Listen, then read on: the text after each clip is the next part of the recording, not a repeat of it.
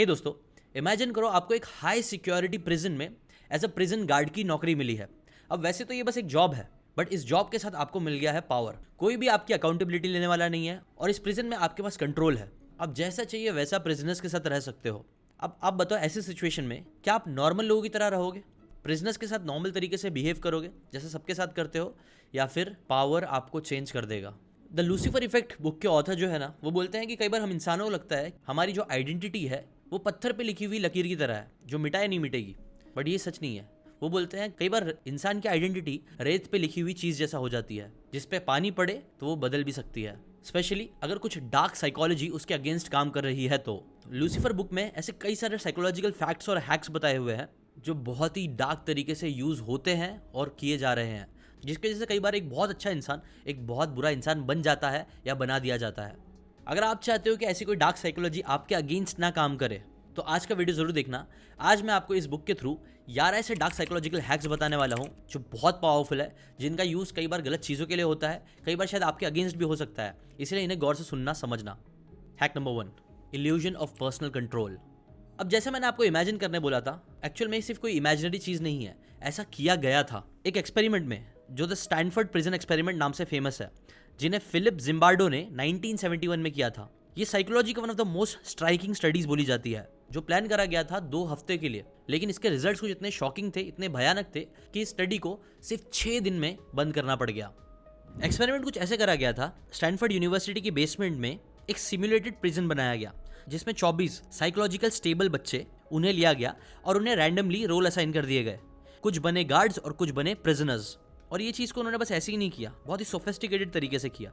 जिन्हें प्रिजनर्स बनाया गया था उन्हें उनके घर से अरेस्ट करा गया, उन्हें ब्लाइंड फोल्ड करा गया, उन्हें स्ट्रिप करके उन्हें यूनिफॉर्म्स पहनाई गई जो प्रिजनर्स की होती है, नंबर्स असाइन करे गए और उनकी आइडेंटिटी उनसे छीन ली गई। जबकि गार्ड्स को यूनिफॉर्म, सनग्लासेस ताकि वो आई कांटेक्ट ना कर सके, हाथ में वो डंडी जिससे उन्हें अथॉरिटी और एनोनिमिटी मिले ना। स्टार्टिंग के पहले दिन तो कुछ नहीं हुआ, लेकिन 1-2 दिन में ही जो गार्ड्स थे ना, उनका अब्यूजिव बिहेवियर दिखने लग गया। वो जो प्रिजनर्स लोग थे, जो शायद उनके एज के ही थे, उनके दोस्त जैसे लोग थे, उनके साथ उन्होंने हार्श चीजें करना स्टार्ट कर दी। अगर कोई बात ना माने तो उन्हें सॉलिटरी कन्फाइनमेंट में डाल दिया जाता था। उनसे कई बार गंदी चीजें कराई जाती, जैसे टॉयलेट को हाथ से साफ करना या फिर उनको नेकेड कर देना, और ऐसी कई सारी क्रूएल्टी वो लोग करना स्टार्ट कर दिए। 3 दिन के अंदर वो जो प्रिजनर्स बनाए गए थे उनमें से कई लोग इमोशनली ब्रेकडाउन होने लग गए। एक तो जोर जोर से चिल्लाने लग गया, बिकॉज वहां का जो कंडीशन थी वो उन्होंने इतनी एक्सट्रीम बना दी थी। जिम्बार्डो को कुछ लोगों को इसलिए पहले ही रिलीज करना पड़ गया, बट फिर भी उन्होंने कंटिन्यू रखा। डे 6 को जिम्बार्डो की जो एक कलीग थी क्रिस्टीना, जब वो वहां पे गई और उसने देखा कि जो गार्ड्स है वो कितने ब्रूटल हो चुके हैं, ये भूल ही चुके हैं कि एक स्टडी है, तब उन्होंने कुछ एथिकल क्वेश्चंस लाए और जिसकी वजह से फिर जिम्बार्डो ने 6 दिन में ही उस एक्सपेरिमेंट को करना बंद कर दिया। और यहीं से आता है पहला लेसन, जो है इल्यूजन ऑफ पर्सनल कंट्रोल। कई बार ना हमें लगता है कि हमारे जो एक्शंस है, हम जो चीजें कर रहे हैं वो खुद के डिसीजन की वजह से कर रहे हैं, लेकिन ये एक्चुअल में सिर्फ एक इल्यूजन है। आप कैसे बिहेव करते हो ये बहुत ज्यादा साइकोलॉजी के थ्रू लोग यूज कर सकते हैं, आपको मैनिपुलेट कर सकते हैं, और जैसा किया भी जा रहा है। इनफैक्ट इससे आता है रिलेटेड सेकंड लेसन, जो है सिचुएशनल इन्फ्लुएंस। और इसके लिए मैं आपके साथ एक कहानी शेयर करूंगा। एक रियल लाइफ ट्रैजिक इवेंट हुआ था उरुग्वेयन एयरफोर्स फ्लाइट 571 के साथ, जिसे एंडीज फ्लाइट डिजास्टर भी बोला जाता है। हुआ ये था कि 1972 में एक प्लेन जिसमें 45 पैसेंजर्स थे, कई सारे इसमें से उरुग्वेयन रग्बी टीम के जो लोग थे, उनके फ्रेंड्स एंड फैमिली मेंबर्स सब थे। वो प्लेन क्रैश हो गई एंडीज माउंटेन में। कई लोग मर गए, लेकिन कई सारे लोग बच भी गए थे। बट वहाँ की जो कंडीशन थी वो एक्सट्रीम थी। फ्रीजिंग टेम्परेचर था, खाना बराबर था नहीं, और रेस्क्यू की होप बहुत कम थी। इनिशियली तो लोगों ने जैसे तैसे कम खाने में चला लिया, चॉकलेट और ऐसे नॉर्मल चीज़ें खा के, बट फिर सिचुएशन कुछ ऐसी हो गई, भूख उनके ऊपर ऐसी हावी होने लग गई कि फिर उन्होंने एक डिसीजन लिया। डिसीजन था कैनिबलिज्म का। उन्होंने जो लोग मर गए थे उन्हें एक एक करके खाना चालू कर दिया ताकि वो सस्टेन कर सके। अब देखो, किसी नॉर्मल कंडीशन में कोई भी इंसान से अगर आप पूछोगे कि क्या कभी आप किसी इंसान को खाना चाहोगे, तो कोई भी नहीं बोलेगा कि हाँ मैं खाऊंगा। बट डार्क साइकोलॉजी ये बताती है ना कि अगर सिचुएशन आ जाए तो हम कई बार ऐसे कदम उठा लेते हैं शायद जिसके हम बहुत ज़्यादा अगेंस्ट थे। जो स्टैनफोर्ड प्रिजन एक्सपेरिमेंट था उसने भी बताया कि अगर आप लोगों को ऐसे सिचुएशन में डाल दो जहां आप लोगों को पावर दे दो, तो वो उस पावर का इस्तेमाल कई बार गलत तरीके से करने ही लग जाएंगे। Hack number 3, role play and identity shift. इस लेसन को समझाने के लिए एक एक्सट्रीम एग्जाम्पल आपको बताता हूँ, जो 1968 में हुआ था वियतनाम वॉर के टाइम, जिसे माय लाय मैसेकर नाम से जाना जाता है। बेसिकली आपको पता ही होगा यूएस और वियतनाम के बीच में वॉर चल रही थी। तब यूएस के कुछ ऑफिसर्स सोल्जर्स एक माय लाय नाम के विलेज में घुस गए। अब उन्हें ऑर्डर मिला था कि कोई भी उन्हें वियट कॉन्ग के फोर्सेस अगर उन्हें वहां पे मिलेंगे उन्हें उनको मार देना है। बट जब वो वहां पे पहुंचे तब उन्हें सिर्फ अनआर्म्ड सिविलियंस मिले, जिसमें औरतें, बच्चे और बूढ़े सब थे। बट इन सोल्जर्स ने फिर भी अपने ऑर्डर को माना, जो शायद उन्हें दिया भी नहीं गया था। उन्होंने वहां पे मास मर्डर किए, रेप किया, बच्चों को भी मार डाला। और जब सोल्जर से पूछा कि ऐसा क्यों हुआ, तो उन्होंने अपने एक्शंस को जस्टिफाई किया कि we are just following orders from higher rank officials. ये एग्जाम्पल बताता है कि कैसे अगर आप किसी एक इंसान को कोई रोल प्ले करने बोलो, एक आइडेंटिटी दे दो, एक टाइटल दे दो, एक रोल दे दो और फिर उनको ऑर्डर फॉलो करने बोलो, तो कई बार लोग आंख बंद करके फॉलो करेंगे और खुद के हिडन एजेंडास को कई बार अंजाम देने की कोशिश कर सकते हैं। और इसके ऊपर एक बहुत अच्छा कोड भी ऑथर ने बोला है कि give people a title and they live up to it often in extreme ways. और ये करने के लिए साइकोलॉजी का कई बार एक और कॉन्सेप्ट यूज होता है, लेसन 4, जो है dehumanisation, turning people into others. एक काफी शॉकिंग रियल वर्ल्ड एग्जांपल इसका है रवांडा जेनोसाइड का, जो 1994 में हुआ था, जहां पे अप्रोक्सीमेटली 8 लाख टुट्सी और मॉडरेट हुतू पीपल को ब्रूटली मर्डर कर दिया गया था सिर्फ 100 दिन के अंदर। और ये चीज हुई कैसे? डीह्यूमनाइजेशन की वजह से। बेसिकली बात ये थी ना कि जो तुत्सी के एथनिक ग्रुप वाले थे, उनके अगेंस्ट में कुछ बड़े पॉलिटिकल लीडर्स थे जो उन्हें बार बार एड्रेस करते थे, इंसान बोल के नहीं बल्कि कॉकरोचेस बोल के। बड़े बड़े पॉलिटिशियंस, मीडिया आउटलेट्स, मिलिटियास, ये सभी लोग ऐसे कमेंट्स बार बार पास करते रहते थे, रेडियो ब्रॉडकास्ट पे, पैम्पलेट्स पे, स्पीचेस में। और ये चीज लाइव ब्रॉडकास्ट होती थी नेशन वाइड, जिस वजह से धीरे धीरे उन्होंने उनको ह्यूमन से हटा के कॉकरोच और स्नेक समझने लग गए।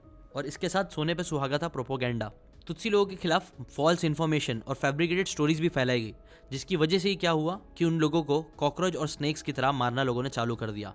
और इसी वजह से 8 लाख लोगों ने 100 दिन के अंदर अपनी जान गंवा दी। Because if you see someone as less than human, it's easier to justify harm. Deindividualization कई बार सिर्फ दूसरों के लिए नहीं, लोग अपने लिए भी करते हैं। जैसे कि मास्क पहन लेंगे या फिर एनोनिमस यूजर नेम के थ्रू जो मन चाहिए वो सोशल मीडिया पे फॉलो कमेंट करेंगे, लोगों को बुरा भला बोलेंगे और अपने दिल की गंदगी सामने रख देंगे। इसका भी लोग यूज करते हैं और इससे आपको बचना चाहिए। प्लस इसके साथ एक और बहुत हार्मफुल साइकोलॉजी का कॉन्सेप्ट है जिसे बोलते हैं ग्रुप थिंकिंग या फिर कलेक्टिव ब्लाइंडफुलनेस। आपने देखा होगा कई बार कभी हम घूमने जाते हैं तो हम देखते हैं एक ग्रुप है लड़कों का यूजुअली जो बहुत ही ज्यादा मस्ती कर रहे हैं, मजाक कर रहे हैं और ऐसी ऐसी चीजें कर रहे हैं जिसकी वजह से दूसरों को तकलीफ हो रही है, बट स्टिल कोई उस चीज पे ध्यान नहीं दे रहा है। क्यों? क्योंकि कलेक्टिवली जब हम ग्रुप थिंकिंग में होते हैं तो कई बार हमारा IQ थोड़ा कम हो जाता है। और ये चीज़ मैंने खुद भी नोटिस करी है। अगर हमारे दोस्तों का बहुत बड़ा ग्रुप चले जाएगा, हम लोग बहुत ज़्यादा ही मस्ती करने लग जाते हैं। अब ये चीज़ छोटे मोटे लेवल पे तो कोई इतनी प्रॉब्लम वाली चीज़ नहीं है, बट यही साइकोलॉजी बड़े लेवल पे बहुत हार्म कर सकती है और लोगों का नुकसान भी कर सकती है। एग्जाम्पल, 1986 में एक स्पेस शटल चैलेंजर डिजास्टर हुआ था। ये ग्रुप थिंकिंग की वजह से ही हुआ। ये था कि जो इंजीनियर्स थे मॉर्टन थियोकॉल के, उन्होंने कंसर्न रेज किया कि जो रॉकेट की ओ रिंग्स है उनकी सील फेल हो रही है ठंडे वेदर में। और ये चीज़ उन्होंने लॉन्च डे के दिन ही बताई। उन्होंने बताया कि लो टेम्परेचर की वजह से सील्स मैन्युफंक्शन कर सकता है और डिजास्टर हो सकता है। ये वार्निंग देने के बाद भी नासा और मॉर्टन मैनेजमेंट वाले लोगों को, क्योंकि उनके ऊपर प्रेशर था लॉन्च के शेड्यूल, मल्टीपल डिलेज होने की वजह से, इसीलिए सबका एक कलेक्टिवली थिंकिंग थी कि चलो करते हैं, जो होगा देखा जाएगा। और पता है इस चीज़ की वजह से हुआ क्या? 73 सेकेंड्स के बाद ही वो जो चैलेंजर था वो टूट गया और उसमें 7 एस्ट्रोनॉट्स थे जो सब लोग अपनी जान से हाथ धो बैठे। ग्रुप थिंकिंग जो होता है ना, वो कई बार एक प्रेशर क्रिएट कर देता है, जिसकी वजह से कई बार हम उसके अगेंस्ट जाके कोई एक्शन नहीं ले पाते हैं, भले से एक ग्रुप गलत ही क्यों ना हो। और इससे हमें लेसन नहीं समझना चाहिए जस्ट बिकॉज एक बड़ा ग्रुप कोई एक बात बोल रहा है तो ज़रूरी नहीं वो सही है। और कई बार ग्रुप में होने के बाद आपके ऊपर भी प्रेशर आएगा, बट वो टाइम पे आपको खड़े रहना है। आपको याद रखना है कि एक साइकोलॉजिकल प्रिंसिपल है जिससे आपको लड़ना है और गलत के खिलाफ फिर भी आवाज़ उठानी है अगर ऐसा कुछ हो रहा है तो। और उसके साथ साथ आपको नेक्स्ट साइकोलॉजिकल हैक भी याद रखना है जिसे बोलते हैं लेबलिंग।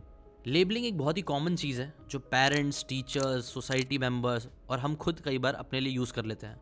जैसे कि फॉर एग्जांपल एक बच्चे को बोल दिया ये तो बहुत ज़्यादा मस्तीखोर है, और बार बार जब चाइल्ड को लेबल कर दिया जाता है कि एक ट्रबल मेकर है, एक मस्तीखोर बच्चा है, टीचर्स, पेरेंट्स या दूसरों की वजह से, तो ये चीज़ इंटरनलाइज हो जाती है। वो बच्चा खुद बिलीव करने लगता है कि हाँ मैं वही हूँ, और फिर उस तरीके से ही और बिहेव करने लग जाता है।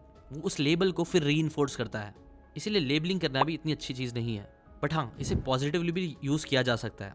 जैसे कि अगर आप किसी बच्चे को बोलते हो कि तू गिफ्टेड है, तू बहुत स्मार्ट है, तेरे अंदर बहुत अच्छा डिसिप्लिन है, तो फिर बच्चा अपने आप को उस लेंस से ही देखने लग जाएगा। वो अपने लिए एक एक्सपेक्टेशन सेट कर लेगा जिसे वो अपने एक्शंस के थ्रू सही करने की कोशिश करेगा।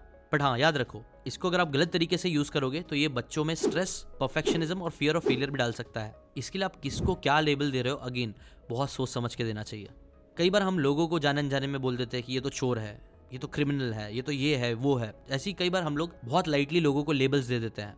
हम ये नहीं सोचते कि हमारा ये लेबल देना एक्चुअल में कितनी बड़ी प्रॉब्लम क्रिएट कर सकता है उनके खुद के लिए और हम सबके लिए भी। बिकॉज साइकोलॉजी का एक और नेक्स्ट कॉन्सेप्ट है, एक नेक्स्ट लेसन है जिसे बोलते हैं सेल्फ फुलफिलिंग प्रोफेसी।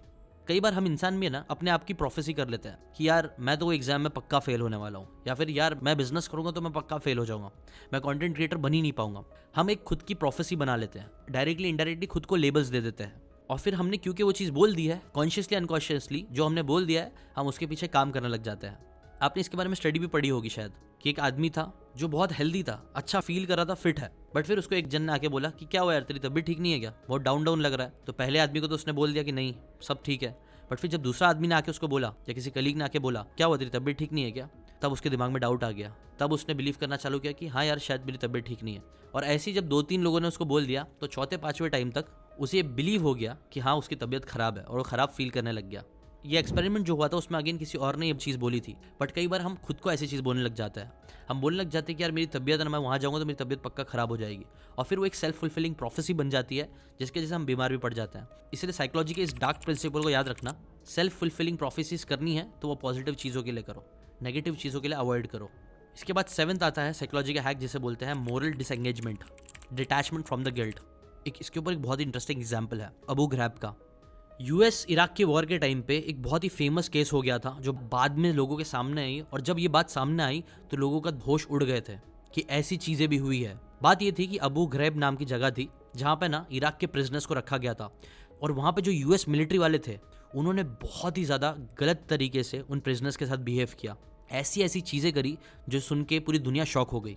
जैसे कि एग्जाम्पल आपको बताऊँ तो वो जो प्रिजनर्स वहाँ पे थे जो कई बार रॉन्गली अक्यूज थे, कई बार सिविलियंस थे, उनको वहाँ पे ब्रूटली फिजिकली मारा जाता था, साइकोलॉजिकल टॉर्चर किए जाते थे, इतना मारा जाता था कि घाव हो जाते थे, सीरियस इंजरीज। और ये तो सिर्फ शुरुआत है, उन्हें कई बार नेकेड कर दिया जाता था, एक के ऊपर एक लिटा दिया जाता था, और गंदी गंदी सेक्सुअल चीज़ें कराई जाती थी, फोर्स किया जाता था, मारा जाता था करने के लिए। उनके फोटोज़ निकाले जाते थे, उनका मजाक उड़ाया जाता था। अब ये चीज़ फिजिकली तो टॉर्चरस थी ही, बट साइकोलॉजिकली भी ये बहुत ज़्यादा टॉर्चरस थी, बिकॉज आपको पता ही होगा कि वहाँ वाले लोग रिलीजियस ज़्यादा होते हैं, और ये सब चीज़ें रिलीजन के अगेंस्ट थी। उन्हें खौफनाक कुत्तों से डराया जाता था, उनको स्ट्रेसफुल पोजीशन पे घंटों तक रखाया जाता था, और पोजीशन तोड़ेंगे तो मारा जाता था, उन्हें सोने नहीं दिया जाता था, एक्सट्रीम कोल्ड एनवायरनमेंट में रखा जाता था, बिजली का झटके से मार देने की धमकी तो ऐसे ही देते रहते थे। इनफैक्ट एक फोटो जो बहुत ज़्यादा फेमस हुआ था उसमें बेसिकली उनके चेहरे पे नकाब लगा दिया जाता था, जो वायर्स होते थे वो उनके फिंगर्स पे रख दिए जाते थे, और उन्हें एक बॉक्स के ऊपर खड़े कर देते थे, और बोला जाता था कि अगर आप यहाँ से गिर गए इस बॉक्स से तो तुम इलेक्ट्रिक्यूट हो जाओगे और तुम मर जाओगे। इस लेवल का टॉर्चर करा जा रहा था, और कई बार ऐसे लोगों के साथ जो अगेन सिविलियंस थे। ये सारी चीज़ें इन ह्यूमन बिहेवियर जब लोगों के सामने आई तब भी उन्होंने ये क्लेम किया कि हम तो सिर्फ ऑर्डर फॉलो कर रहे थे और हम तो सिर्फ सब ह्यूमन एनिमीज से डील कर रहे थे। इसी के ऊपर ऑथर बोलते हैं कि convince yourself it's just a job and you can justify almost anything. ना इससे हटके एक और साइकोलॉजी का प्रिंसिपल आता है जो काफ़ी डार्क है, जिसे बोलते हैं द बायस्टैंडर इफेक्ट। और इसका एक बहुत ही दर्दनाक एग्जाम्पल है जो न्यूयॉर्क सिटी 1964 में हुआ था किटी जेनोवीज के साथ। जो जेनेवीज थी ना, एक दिन अपने अपार्टमेंट बिल्डिंग से बाहर आ रही थी, तभी एक आदमी विंस्टन मोजली नाम का, उसने उनके ऊपर अटैक कर दिया, असॉल्ट किया, उसने उसको स्टैब करना चालू किया, मल्टीपल टाइम उसने उसको स्टैब किया। और पता है ये जो मल्टीपल टाइम था वो कितने देर तक था? 30 मिनट्स तक, इतना लंबा अटैक। इस दौरान ये जो जेनोवीज थी वो कई बार रोई, चिल्लाई, गिड़गिड़ाई कि मुझे छोड़ दो, और उसने लोगों से बोला कि मुझे बचाओ, ये आदमी मुझे मार रहा है, स्टैब कर रहा है। बट इतना चिल्लाने रोने के बाद भी किसी ने भी उनकी हेल्प नहीं करी। कई सारे लोग थे, कई सारे नेबर्स ने उसको देखा ये सारी चीजें हो रही है, बट फिर भी लोगों ने हेल्प नहीं करी। इनफैक्ट 38 लोगों ने रिपोर्ट किया कि उन्होंने पार्ट्स में उस अटैक को देखा था, इधर सुना था या देखा था, बट फिर भी किसी ने इंटरवीन नहीं किया। जब पुलिस ने उनसे पूछा कि आपने हेल्प क्यों नहीं करी, तो अब ऑलमोस्ट सबका रिप्लाई ये था कि हमने ये अज्यूम किया कि कोई और उसकी मदद कर देगा। और इसी के ऊपर ऑथर एक इंटरेस्टिंग बात बोलता है, the more people present the rest responsibility any one person feels to act. और इस एग्जाम्पल से सीखने वाला लेसन ये है कि कल को खुदा ना खास्ता आपके साथ कोई ऐसा इंसिडेंट होता है आप भीड़ वाली जगह पे हो और कुछ गलत हो रहा है, तब आप बचाओ बचाओ बोलने के बजाय, ये अज्यूम करने के बजाय कि कोई ना कोई आके हेल्प करेगा, आप स्पेसिफिक होके लोगों से मदद मांगो कि जैसे कि वो रेड शर्ट वाले भाई साहब प्लीज मेरी मदद करो, या फिर वो व्हाइट सूट वाली मैम प्लीज मेरी मदद करिए। आप जब स्पेसिफिक होके मदद मांगोगे तो चांसेस बढ़ जाएंगे कि वो आके आपकी मदद करेगा या किसी और को बुलाएगा, या फिर आप उनको नहीं तो एटलीस्ट ये बोल सकते हो रेड शर्ट वाले भाई साहब प्लीज पुलिस को फोन करो या मेरी मदद करो। ऐसे आप इस बायस्टैंडर इफेक्ट से बच सकते हो। इसके बाद एक और इंटरेस्टिंग साइकोलॉजिकल हैक आता है जो डार्क है, उसे बोलते हैं मोरल जस्टिफिकेशन।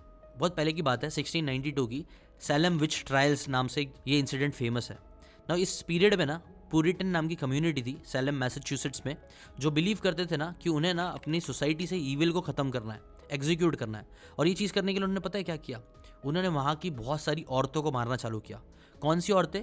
वो औरतें जिनको अक्यूज करा गया था कि वो विचक्राफ्ट करती हैं, मतलब काला जादू करती हैं। अब ये प्रूफ था नहीं था वो सारी बातें तो छोड़ ही दो, उन्होंने मैसिव स्केल्स में हॉरिफाइड एक्ट्स करना चालू कर दिए इन औरतों के साथ। उनको प्रिजन में डालना, टॉर्चर करना, एग्जीक्यूशन कर देना, इवन इनोसेंट लोगों के, स्पेशली वुमेन्स के साथ ये चीज़ करा गया। क्यों करा गया? क्योंकि उन्हें प्यूरिफाई करना था अपनी सोसाइटी को, और इसलिए वो ये सारी चीज़ कर रहे थे। जिसके ऊपर ऑथर बोलते हैं कि frame your action as serving a noble purpose and you can justify almost anything, कि आप एक ग्रेटर गुड के लिए चीज़ कर रहे हो। जैसे कि नाजी लोगों ने भी कई सारे जूइश को मार दिया ग्रेटर गुड के लिए, वैसे ही आपने भी कई सारे एग्जाम्पल्स देखे होंगे। अगर कोई एग्जाम्पल आपके दिमाग में आ रहा है तो कमेंट करके ज़रूर बताना। अब आते हैं नेक्स्ट पे जो है सोशल प्रेशर एंड कन्फॉर्मिटी। 2021 में एक ब्लैकआउट चैलेंज करके चीज़ हुई थी, आपको पता है, जो टिकटॉक पे काफ़ी फेमस हुआ था। अब यहाँ पे लोग पता है क्या कर रहे थे, टीनेजर्स स्पेशली यंग बच्चे, वो कई सारे डेंजरस चीज़ें कर रहे थे। जैसे कि फॉर एग्जाम्पल अपने आप को चोक करना, अपने आप का गला दबाना अंटिल दे पास आउट, बेहोश होने तक, और उसकी रिकॉर्डिंग करना। किस लिए? ताकि उन्हें लाइक्स मिल सके, लोग कमेंट्स कर सके। इस ट्रेंड की वजह से पता है क्या हुआ, सीवियर इंजरीज आए लोगों को, इवन कई सारे डेथ भी हुए, स्पेशली बच्चों के, वो भी ग्लोबली। इससे क्या लेसन सीखना चाहिए? ये जो सोशली एक्सेप्टेड फील करने का प्रेशर है ना, वो हमारे ऊपर बहुत ज़्यादा है, और उसके चक्कर में कई बार हम लोग ऐसे काम करने लग जाते हैं जो करना हमारे लिए और दूसरों के लिए ज़रा भी अच्छे नहीं होता है। हम सबके अंदर एक नीड है दूसरों के अप्रूवल की, और वो अप्रूवल जीतने के लिए हम अपने आप को कई बार हर्ट कर सकते हैं या फिर दूसरों को हर्ट कर सकते हैं, जो कि एकदम स्टूपिड है, और ये भी डार्क साइकोलॉजी हो जाती है। इसलिए इससे लड़िए। कई बार अगर आप सोशल मीडिया पे फालतू चीज़ें देख रहे हो, आप देख रहे हो 100 लोग ये फालतू चीज़ कर रहे हैं, तो वो टाइम पे आपको याद रखना है कि एक साइकोलॉजिकल प्रिंसिपल है जो आपके साथ गलत कर रहा है, एक लूसीफर इफेक्ट है, शैतान की चीज़ है जिससे आपको बचना चाहिए। 100 लोग गलत काम कर रहे हैं तो आपको 101th पर्सन नहीं बनना है जो सेम वो गलत काम करे, आपको उससे लड़ना है। इनफैक्ट ये जितनी भी लेसन्स मैंने आपको डार्क साइकोलॉजी के बताया हैं, जो हैक्स इंसानों के अगेंस्ट काम करते ही करते हैं, उनसे लड़ने का ना एक ही सोल्यूशन है। बताओ क्या है वो? एक वर्ड में, एम्पैथी। अगर हम दूसरों के लिए एम्पैथी रखना चालू कर दे, अपने लिए भी एम्पैथी रखना चालू कर दे, तो ये डार्क साइकोलॉजिकल कॉन्सेप्ट काम नहीं आएंगे। मैक्सिमम चीज़ें होती ही तब है जब हम एम्पैथी को अपनी लाइफ से निकाल देते हैं। उसके पीछे भी एक बहुत बड़ा रीज़न मुझे लगता है सोशल मीडिया है, जहाँ पे हम लोग है ना वायलेंस को आम होता हुआ देख रहे हैं। यहाँ पे कोई मर रहा है, वहाँ पे कोई मर रहा है, कोई किसी को मार रहा है। ये जो वायलेंस की चीज़ है वो इतनी आम हो चुकी है, हम इतना ज़्यादा आम तरीके से इस वायलेंस को देख रहे हैं, फील कर रहे हैं, इसके बारे में सुन रहे हैं, ये चीज़ भी हमें डीह्यूमनाइज कर रहा है। ये चीज़ हमारे अंदर से एम्पैथी निकालते जा रहा है। इसलिए मैं आपसे सजेस्ट करूंगा कि ऐसे फालतू कंटेंट भी कम से कम देखिए और एम्पैथी को ग्रो करने की कोशिश करिए, एक्सरसाइज करिए, दूसरों के शूज़ में आके सोचिए कि जो उस इंसान के साथ हो रहा है, अगर वो चीज़ सेम आपके साथ होने लग जाए तो आपको कैसा लगेगा। एक बार फील करके देखो, ये चीज़ आपके अंदर एम्पैथी बढ़ाएगी। और ये जितनी भी डार्क साइकोलॉजी है, जिसे ऑथर लूसीफर इफेक्ट बोलते हैं, शैतान का इफेक्ट जो है, उससे हम लड़ पाएंगे, खुद एक बेटर ह्यूमन बीइंग बन पाएंगे, एक बेटर सोसाइटी बना पाएंगे जो इतनी डार्क नहीं होगी। इस वीडियो को खत्म करने से पहले अगेन मैं आपसे क्वेश्चन पूछना चाहूंगा कि अब अगर आपको जॉब मिल जाए एज अ प्रिजन गार्ड और आपके पास पूरी फ्रीडम हो, आपको कोई अथॉरिटी पूछ ना रही हो, आप जैसा चाहिए वैसा प्रिजनर्स के साथ बिहेव कर सकते हो, तो ऐसे टाइम पे अब आप कैसा बिहेव करोगे? देखो, टू बी ऑनेस्ट, ये वीडियो देखने से पहले तक मुझे नहीं पता कितने लोग पावर का गलत इस्तेमाल करते हैं, बट मुझे लगता है ये वीडियो देखने के बाद अगर आपको पावर मिलता है कभी फ्यूचर में, तो आप डार्क साइकोलॉजी को अपने ऊपर हावी होने देने के बजाय उसके अगेंस्ट जाओगे और वो चीज़ करोगे जो सही है। और इसीलिए मुझे लगता है ये वीडियो बहुत पावरफुल भी है, जिसे हमें जितना हो सकता है उतना दूसरों के साथ शेयर करना चाहिए, ताकि आज नहीं तो कल जितने भी पावरफुल लोग हैं उन तक ये वीडियो पहुंचे, उन्हें भी ये रियलाइज़ हो सके कि कहीं जो वो चीज़ें कर रहे हैं जाने अनजाने में, वो कहीं लूसीफर इफेक्ट तो नहीं, वो कहीं डार्क साइकोलॉजी तो नहीं जो उनके अगेंस्ट और दूसरों के अगेंस्ट काम कर रहा है, जो आज शायद उन्हें समझ में नहीं आ रहा है, लेकिन इतिहास के पन्नों में वो एक ऐसे इंसिडेंट बन के छप जाएगा, उनका नाम छप जाएगा, जो इटर्निटी तक उनको एज अ विलन दिखाएगा, ना कि एज अ हीरो जिसने सच्चाई का स्टैंड लिया और लूसीफर इफेक्ट से हट के सही काम किया, एम्पैथी रखते हुए, एक इंसान बनते हुए। अभी के लिए इतना ही दोस्तों। Thank you so much for watching this video. जितना हो सके इस वीडियो को शेयर कर देना। ऐसी ही मैं बुक्स की अमेजिंग बातें आप लोगों के साथ लेके आता रहूँगा। और हाँ, मैंने एक कम्युनिटी भी क्रिएट करी है, व्हाट्सएप कम्युनिटी सीकेन की। आप वो भी ज्वाइन कर लो ताकि हम वहाँ पे कनेक्टेड रहे। ऐसी जो मैं समरीज बनाता हूँ उनकी भी 1 पेज PDF मैं आप लोगों को देता रहूँगा ताकि आप उसको देख के रिवाइज कर सको और आने वाले टाइम में सीख के अपनी लाइफ को और इम्प्रूव करते रहो। अभी के लिए इतना ही, मिलते हैं नेक्स्ट वीडियो में। Bye bye.